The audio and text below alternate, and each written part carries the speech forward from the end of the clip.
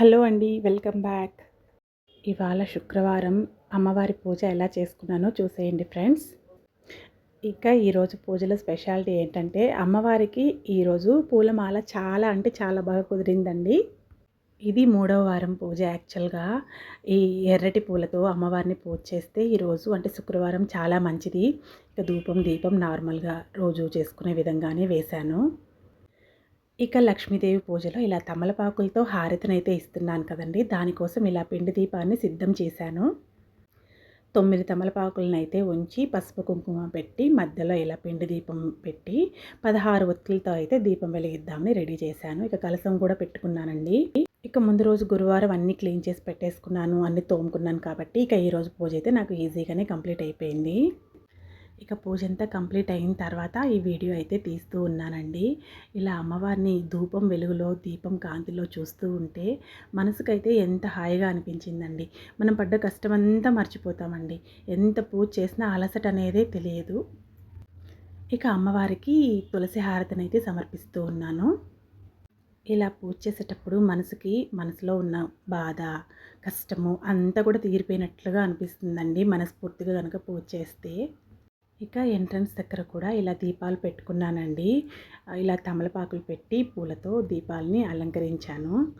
ఇలా గుమ్మానికి కూడా ధూపం దీపం వేస్తే చాలా మంచిది. ఇక తులసి కోట దగ్గర కూడా తులసి హారతిని సమర్పిస్తూ ఉన్నాను. ఇక ఈరోజు నేనైతే ఇలా రెడీ అయ్యానండి సింపుల్గా. అమ్మవారిని రెడీ చేసుకొని మనం కూడా వీలైనంత బాగా రెడీ అయ్యి పూజ చేస్తే మనసుకు ప్రశాంతంగా అనిపిస్తుందండి. అందులో ఈరోజు శుక్రవారం కదా, అందుకనేసి అమ్మవారికి మార్నింగ్ 9 గంటలకే పూజనంతా అయితే నేను ముగించాను.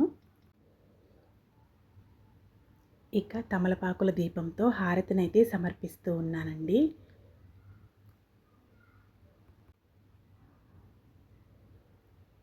ఇలా అమ్మవారికి 3 చుట్లు తిప్పి ఇక అమ్మవారికి ధూపాన్ని దీపాన్ని నైవేద్యాన్ని అన్నిటినీ చూపిస్తూ ఉన్నాను.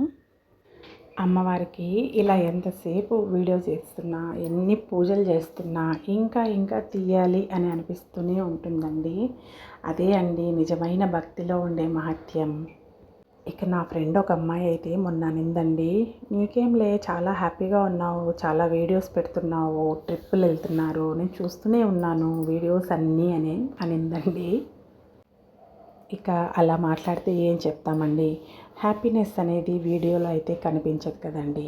మనం ఎంత బాధ ఉన్నా పైకి నవ్వుతూనే ఉంటాం కదా ఎవరితో అయినా మాట్లాడేటప్పుడు. అలాగే మన వ్యూయర్స్ కోసం మనము ఎన్ని బాధలున్నా హ్యాపీగానే మాట్లాడతాము. అంత మాత్రాన మనకి కష్టాలు అసలు లేనట్టే అని కాదు కదండి. అలా అనుకోవడం చాలా తప్పు. ఇక ట్రిప్పులు అంటారా, పిల్లల కోసం తప్పదు. పిల్లలు మన కోసం వాళ్ళు ఆపుకోలేరు కదండి. వాళ్ళ కోసం మనమైతే ఏదైనా చేయగలం, కానీ మన కోసం వాళ్ళు చేసే ఏజ్ అయితే కాదు కదా.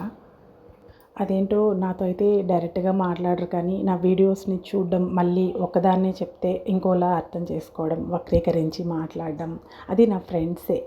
వేరే వాళ్ళైతే ఏం ఫీల్ అవ్వాల్సిన అవసరం లేదు. నా ఫ్రెండ్సే ఇలా బాధ పెడుతుంటే నాకు కూడా బాధగా ఉందండి. అరే మనమేమో ఇంత కష్టపడి వీడియో తీస్తున్నాము, ఇక వ్యూయర్స్ కోసము మన సబ్స్క్రైబర్స్ కోసము ఇంత కష్టపడి చేస్తున్నాము బాధను కూడా అంచుకొని, కానీ వీళ్ళేంటి ఇలా మాట్లాడుతున్నారు అని అనిపిస్తోంది. ప్లీజ్ అండి, మీరు సపోర్ట్ చేయకపోయినా పర్లేదు, కానీ ఇలా నెగిటివ్ కామెంట్స్ అయితే మాత్రం చేయకండి. ఓకే, ఓవరాల్గా ఈరోజు పూజ అయితే ఇదండి. సింపుల్గా చేసుకున్న పూజ చాలా హ్యాపీగా కూడా అనిపించిందండి. ఇక ఈ వీడియోతో ఇంతే అండి. మరొక మంచి వీడియోతో మళ్ళీ కలుసుకుందాము. అంటిల్ దెన్ టేక్ కేర్ అండి. ఇలాంటి మరిన్ని వీడియోస్ కోసం మంచి వీడియోస్ కోసం నా ఛానల్ని సబ్స్క్రైబ్ చేసుకోండి. Thank you for watching. Take care.